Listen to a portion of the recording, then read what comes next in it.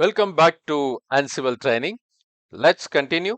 So far, we were here under the Ansible folder where we have the configuration file and the inventory file. And currently, we are under this Ansible folder. And here is the content of my configuration file, which is pointing to the inventory file which is available locally here, with the help of which I can use the command ansible-yum ping. Ansible all-yum ping. Here all refers to all the servers listed in this inventory file, all-yum ping. If you are referring to this particular video, please go through the following video regarding how we arrived at this particular stage. Okay.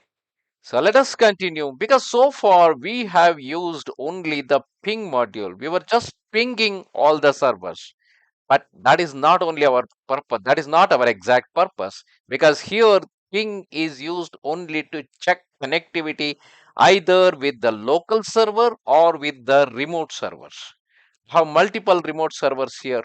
So I'm just checking the connectivity with all those remote servers. Once I establish this, there are many things that I can do. Instead of using the ping module, I can use here Ansible all-yum.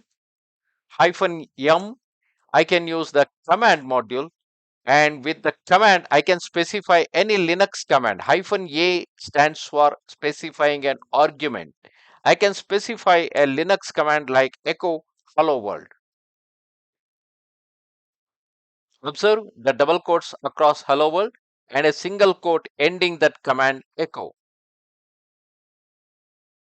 And you can see here, it is pushing this command module to all the servers, and the servers are returning me. It is those corresponding servers, either the local server or these remote servers. They are returning me the command hello world. They are returning the information to me. And in this, the advantage is, whenever it is a command module, if your intention is just to specify the command, then you need not have to even specify that module also. If you simply specify an argument, by default Ansible assumes that you are using the command module. Basically, a command module is a Python based module which implements almost all the Linux commands.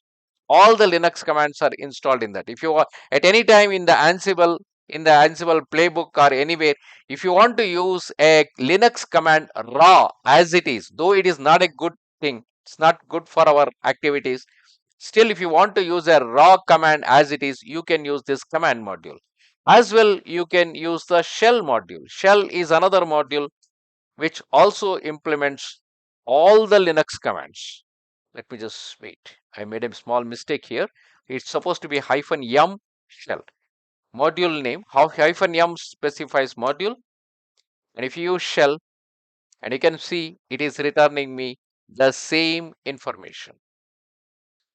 With this, literally, you can use any Linux commands. For example, instead of this, I can even use cat/etc. Remember, in the earlier places, we had used to list down the content of hosts. It's basically a local DNS, /etc/host. You can see it is specifying those local DNS. Or if you want to see the local DNS server, /etc/resolve.conf, that provides us its connectivity with the DNS servers. So each of those servers, what DNS they are using, so it is specifying those things, those DNS servers, name server. Okay. Enough of using with the command. Let me just use a special command that's available here. So I'll use sashame shell -a single quote. I'll use touch. You know, touch is a Linux command that is used to create a file. So what I'll do is /home/ansible, /devops/ansilab. That's under the current folder itself. I'll create a test file. Okay, as I execute this, okay, I shouldn't have used all. Let me just do one thing. Let me just repeat it with only localhost. Let's keep it simple, because doing it with remote servers, there will be problem with respect to this path. This path may not be existing, but in the local file, I know about the path. So let me just show you here. Currently, I'm in this particular path. And in fact, a test file is already created here. I'll remove this test file for a while to show you how it has been created. So let me just repeat it. Instead of all, let me just restrict it to only localhost. And you can see it is showing you this. And here the test file is created. Here we have used a Linux command touch with the command module or the shell module, or even if you don't use any of the modules, still it will going to work. However, this is not a good idea to work with. So instead of using the shell or the command module and use a Linux command, if we were knowing about all the Linux command, then we would have written a shell script to do the same activity. Since knowledge of Linux command itself is quite tougher and learning curve is longer, and writing a script file is not an easy job for everybody. That is why we go for these kind of automation tools like Ansible, Chef, Puppet, others, which provide a much easier way of configuring the server.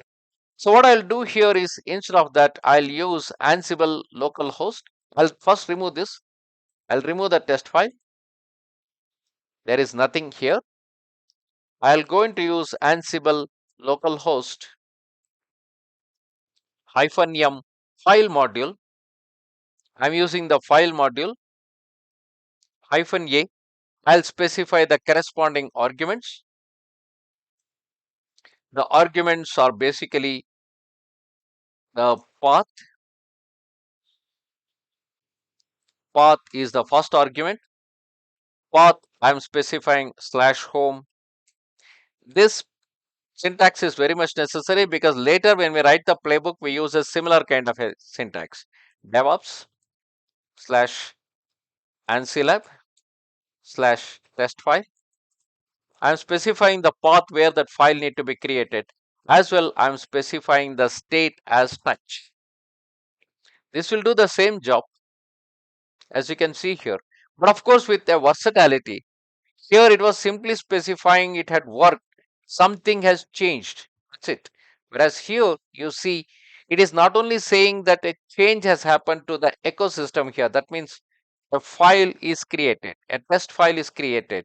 Not just that, it provides a list of various other aspects related to that particular resource called as file. A file is being created, and where it is created, what is a GID, group ID of that, to which group it belongs to, what is its mode of the file, who is the owner of the file. It provides all those information, and all these things can be modified as part of the file module by specifying them among these arguments, which I'm going to show it to you here afterwards. And if I want to create a folder here, that is much easy. Same thing, instead of using, let me just create a test folder. Okay, instead of using touch, all that I'll going to use here is directory. And if I use directory, you see a similar kind of an output, but this time it is no longer the file, the resource what is being created. Earlier the resource that was created was a file. Here the resource that is being created is basically the directory, and you can see that here. This is a directory. If you want ls-l, you can see here test is a directory, as you see here D, and test file is a file that is being created. And once that is created, you can even check whether it is existing or not.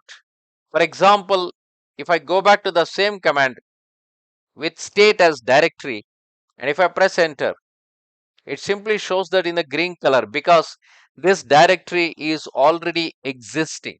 That is why no change has been happened. Changes are false. change, it is showing it as false. And if I use it with the file, note this test file was already created. And if I simply repeat that same command, test file, if I specify the state as touch, it is saying that some change has happened. But what is the change it had done? What change it had done? Let me just show it to you. ls minus l. You see the test file which is already there. And what change it had made? It's only applied touch on that. Those who know the Linux command, you know about it. This is having the timestamp as 16:50, whereas this has the timestamp as 16:53. That means this file is touched at this particular point of time. And this touch is a necessary thing. This indicates that some modification might have been happened in this file. This file is opened and closed.